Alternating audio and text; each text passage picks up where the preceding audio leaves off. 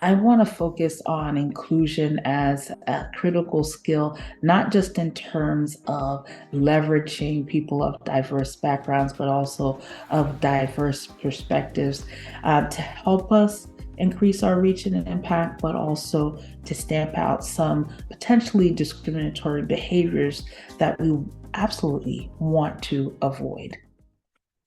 So, why is inclusion important? Well, there are several reasons. I'll just focus on some in this presentation, but again, in the references, but also in the appendix, there are additional resources, reports, and data points that you might want to look at. But the U.S. Census, 2020 U.S. Census indicates that we have a multi-generational workforce. In fact, employers throughout the US and around the world talking about the multi-generational workforce. And so we have millennials and baby boomers and Gen X and Gen Z and different groups, different age groups, different values and different expectations working together in the same space, right? And so inclusion requires that we bring different people to the table to understand what the needs, expectations of these different groups are in order to provide the services, resources, information that the different elements of the workforce or different groups within the workforce need to feel empowered, to know that they can grow and develop within the organization so that they can be better engaged. And with a multi-generational workforce, we again have different value systems. So taking the time to understand that means that you're bringing different people to the table to understand what those values are. All right. And human resources is normally the function that is responsible for understanding some of the demographic implications in the workforce and how to better streamline services, resources, opportunities for to support employees. But taking the time to simply ask questions will help us understand what those values are.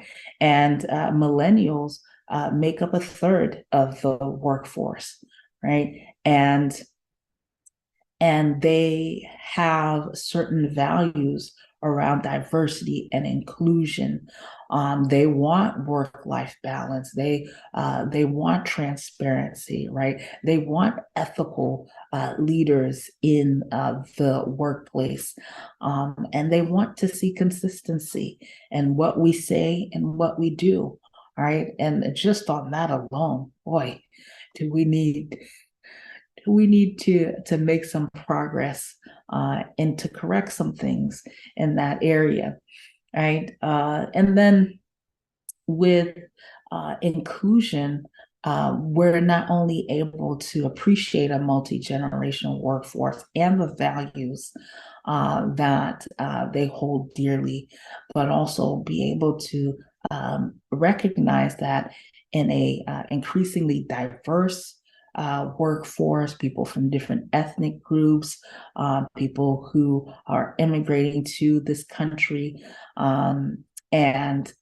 have different customs and different values as well, that we have to appreciate what those values are, what their needs are, what is unique to them in order to engage them in a respectful and responsible way, and not to leave them out of the equation when we're making decisions, when we're developing policies, when we're deciding what resources to make available to various communities, right? And in addition to that, inclusion means that while we're bringing all the different groups and perspectives to the table, we're able to then identify solutions that are unique to these various groups and find innovative ways to solve problems that affect different people, right? And by doing that, we have greater reach, we have greater impact, and greater credibility with various communities because we're listening, we're being responsive, and we're aligning decisions and resources and opportunities with those needs in an appropriate way, in a tailored way.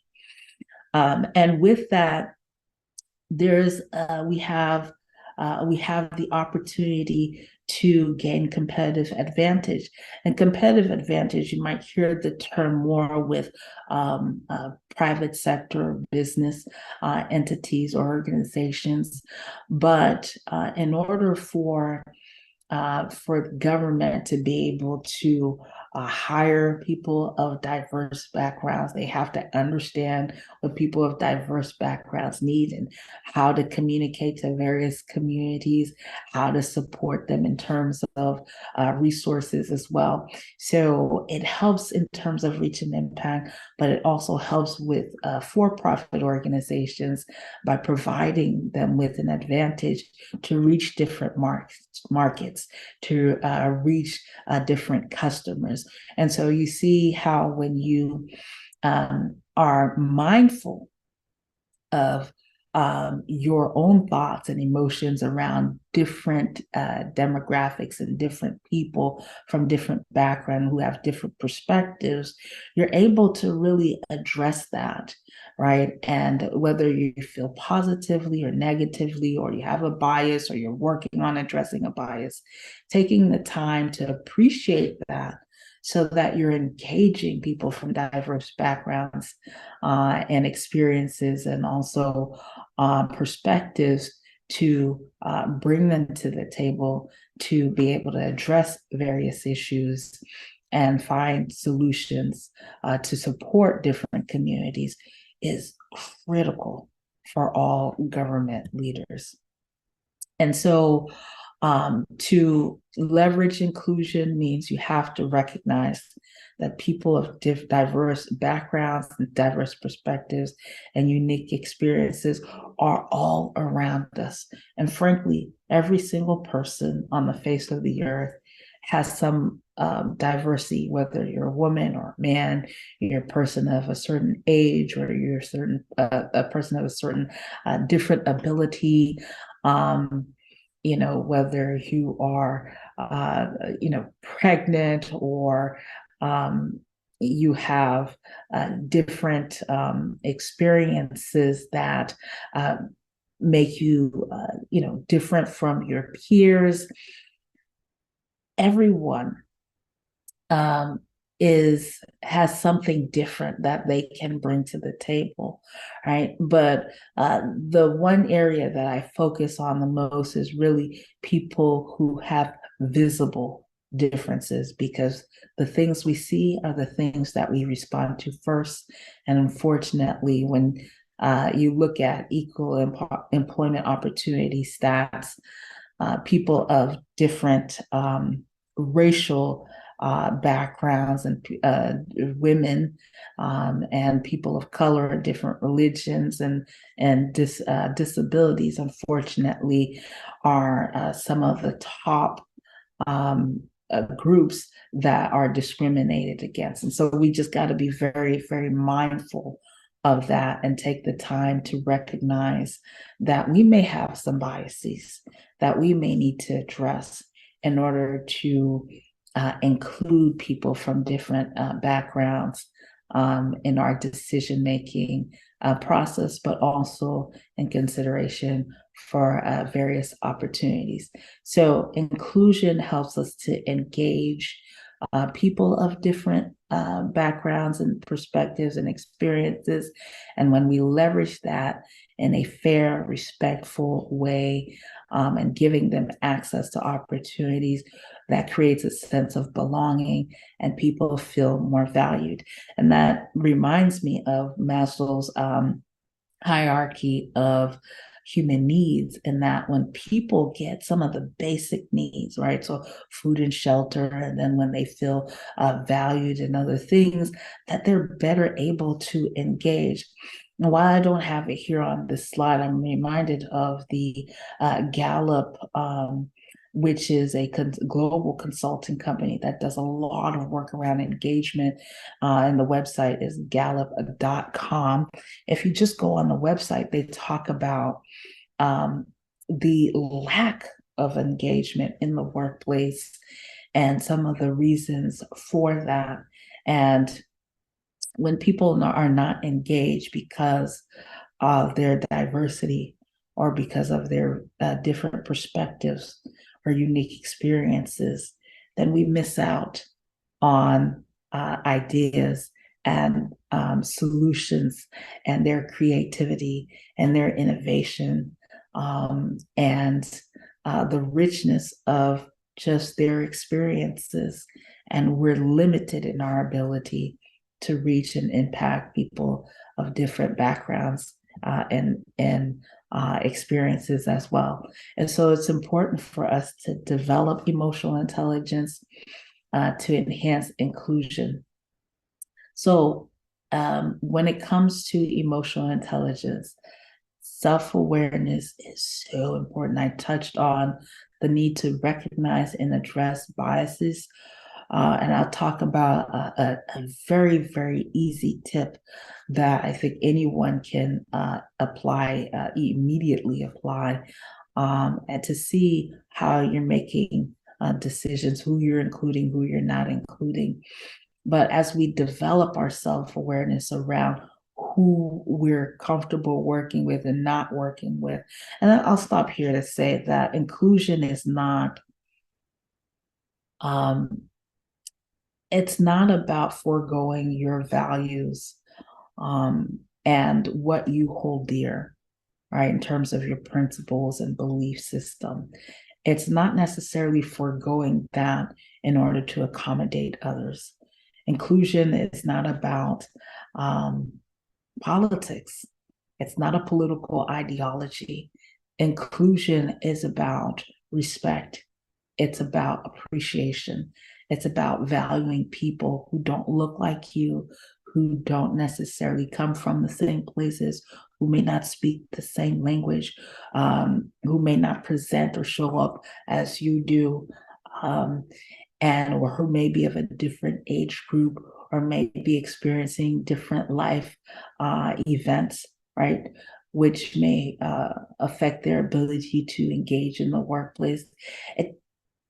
Inclusion is not about politics. It's not about again foregoing your values and your beliefs for others.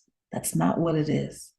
It's about recognizing that we are a global community, that we need one another, that we shouldn't need another crisis to bring us together, but that we can work together willingly, right? Because we can do more together essentially than we can do apart. There's an African proverb that says that if you want to go fast, you go alone.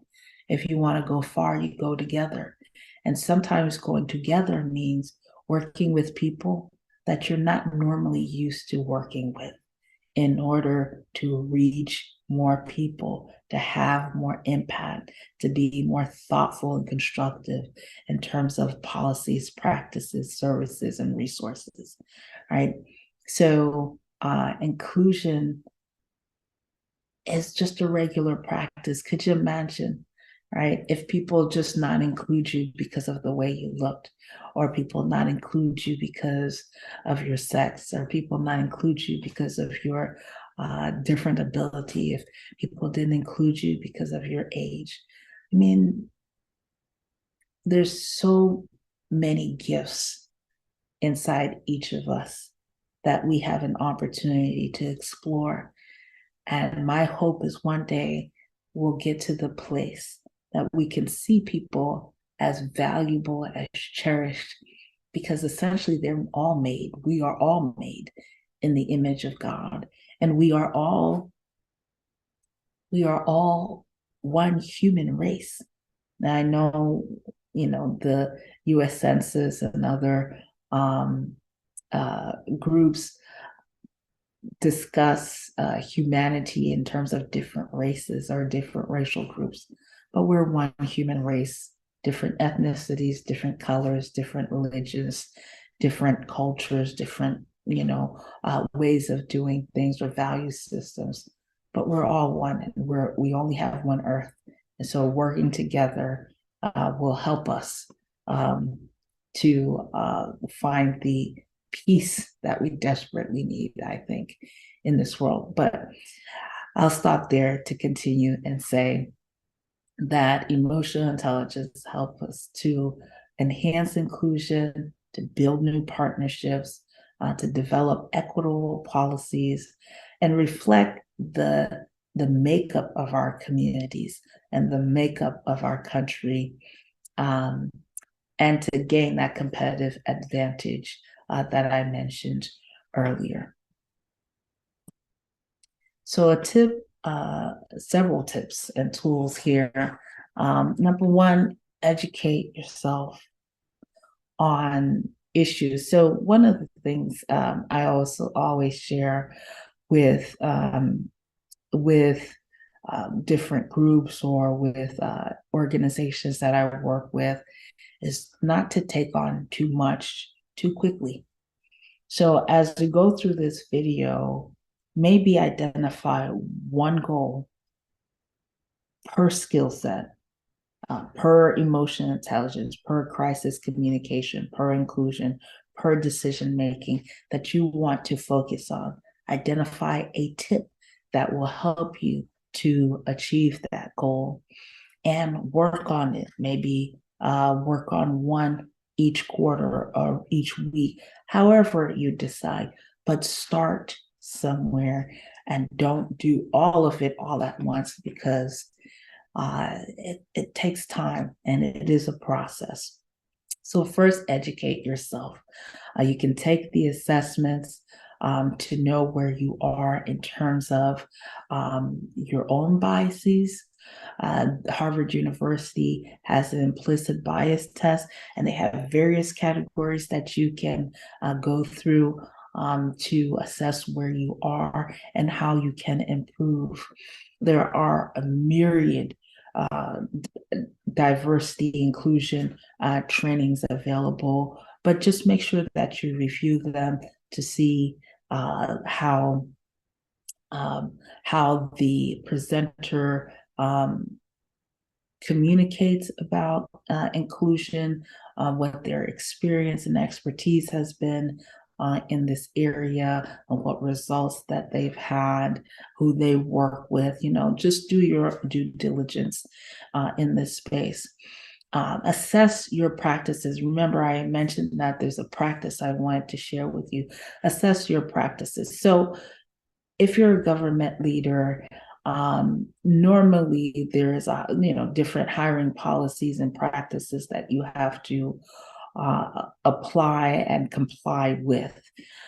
So that helps with ensuring that there is a representative group of people who are applying, but also have opportunities for